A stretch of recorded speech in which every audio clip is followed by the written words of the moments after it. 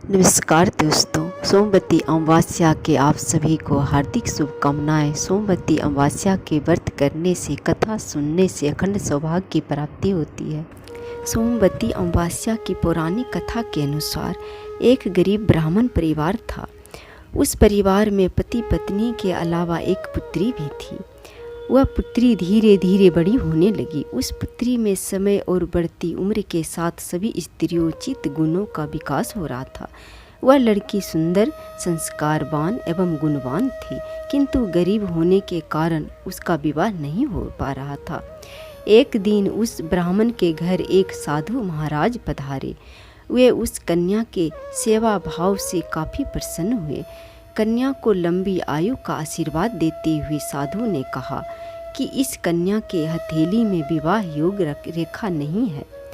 तब ब्राह्मण दंपति ने साधु से उपाय पूछा कि कन्या ऐसा क्या करे कि उसके हाथ में विवाह योग बन जाए।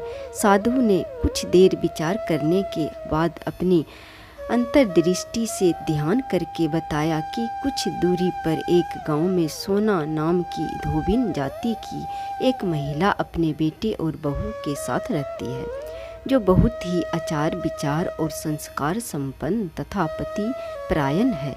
यदि यह कन्या उसकी सेवा करे और वह महिला इसकी शादी में अपने मांग का सिंदूर लगा दे, उसके बाद इस कन्या का विवाह हो तो इस कन्या का वैधव्य योग मिट सकता है। साधु ने यह भी बताया कि वह महिला कहीं आती जाती नहीं है।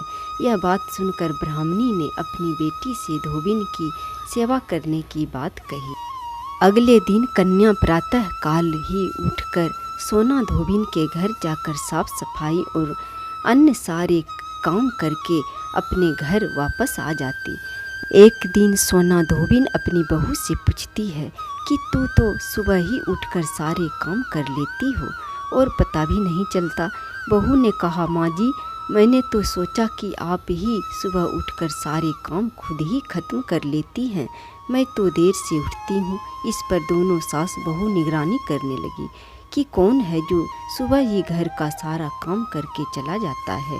कई दिनों के बाद धोबिन ने देखा कि एक कन्या अंधेरे में घर में आती है और सारे काम करने के बाद चली जाती है। जब वह जाने लगी तो सोना धोबिन उसके पैरों पर गिर पड़ी। पूछने लगी कि आप कौन हैं और इस तरह कर मेरे घर की चाकरी क्यों करती है।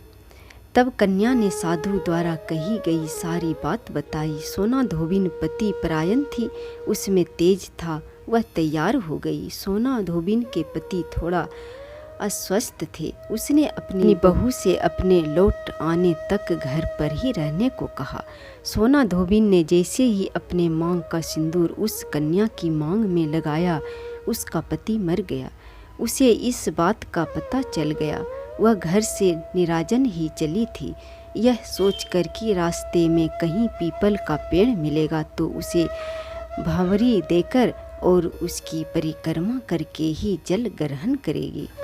उस दिन सोमवती अमावस्या थी। ब्राह्मण के घर मिले हुए पूरे पकवान की जगह उसने ईंट के टुकड़े से 108 बार भावरी देकर 108 बार पीपल के पेड़ की परिक्रमा की और उसके बाद जल ग्रहण किया। ऐसा करते ही उसके पति के मुर्दे शरीर में वापस जान आ गई। धोबिन का पति वापस जीवित हो उठा। इसलिए सोमवती अमावस्या के दिन से शुरू करके जो व्यक्ति हर अमावस्या के दिन भावरी देता है, उसके सुख और सौभाग्य में वृद्धि होती है। पीपल के पेड़ में सभी देवता का वास होता है, अतः जो व्यक्ति हर अमावस्या को न कर सके, वह सोमवार को पड़ने वाली अमावस्या के दिन 108 वस्तुओं की भावरी देकर सोना धोबिन और गौरी गणेश का पूजन करता है, उसे अखंड सौभाग्य की प्राप्ति होती है। ऐसी प्रचलित परंपरा है कि पहली सोमवती अमावस्या के दिन धान, पान, हल्दी, सिंदूर और सुपारी की भावरी दी जाती है। उसके बाद ही सोमवती अमावस्या को अपने सामर्थ्य के हिसाब से फल, मिठाई, सुहाग सामग्री, खाने की सामग्री इत्यादि की भावरी दी जाती है और फिर भावरी पर चढ़ाया गया सामान किसी सुपात्र ब्राह्मण, ननद या भांजे को दिया जाता है। यह ध्यान रखें, यह भावरी का सामान अपने गोत्र या अपने से निम्न गोत्र में दान नहीं देना चाहिए।